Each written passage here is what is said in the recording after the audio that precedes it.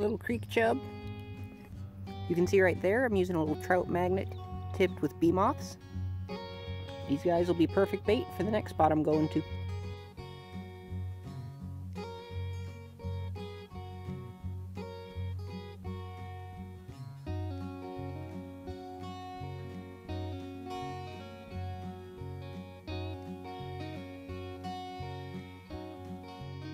It's only a matter of time. There's a little green sunfish fishing off of this little pool up by where all this log jams are. So you know there'd to be some fish in here.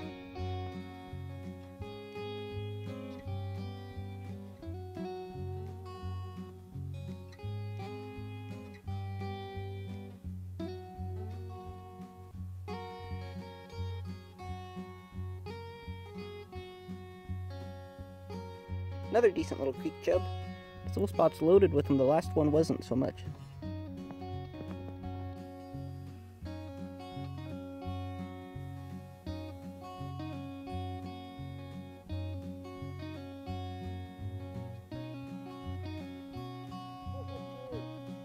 Hey guys, here's a perfect example of a spawning creek chub right here. You can see it on the top of his head. See those tubercles? Get those while they're spawning. Super cool fish. We'll let him go. We're not going to keep him since he's in the middle of spawn, but cool fish.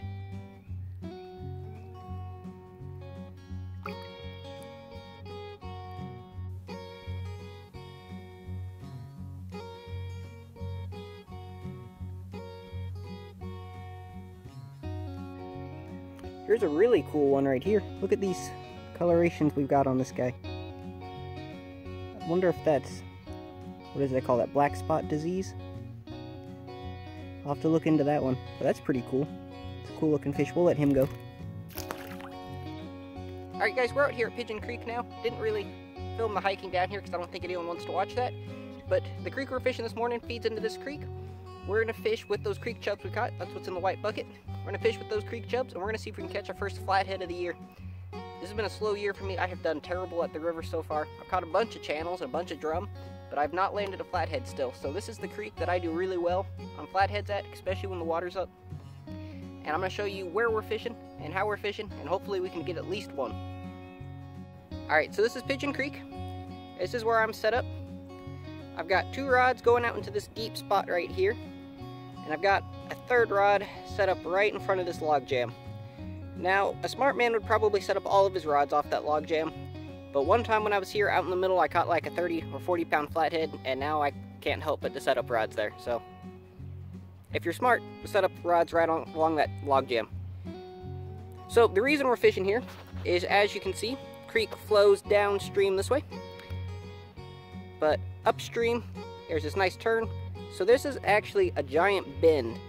A lot of this creek isn't too terribly deep, but this spot right here, it's 20-30 foot deep. So a lot of fish are going to be right here. It's a nice calm spot, no current, and should be some fish. Hopefully, at least.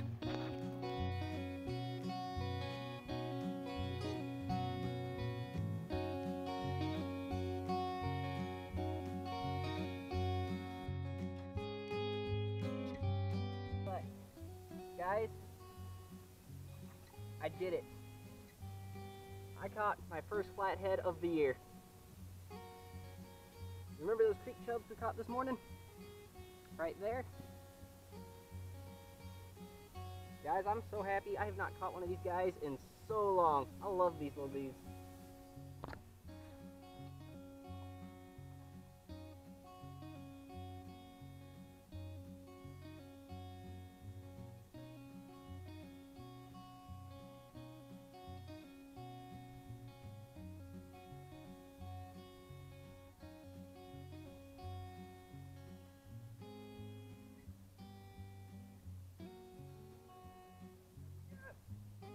Alright guys, I did it.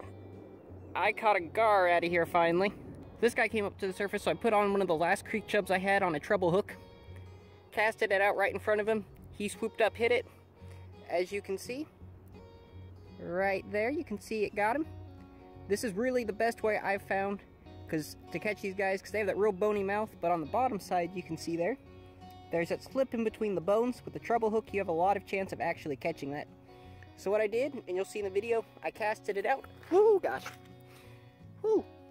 Casted out my lure, or casted out the minnow. Stop it. Casted out the minnow, let it sit for a second or two. Once he hit it, I just let him free line it. And let him free line it for about 45 seconds before I even set the hook, because he's going to take that minnow, try to kill it first, and then try to eat it. And with that gar, I decided to finish my creek hopping adventure. I hope you guys enjoyed the video. Hope you guys are getting out and doing some fishing. And as always, good luck and tight lines.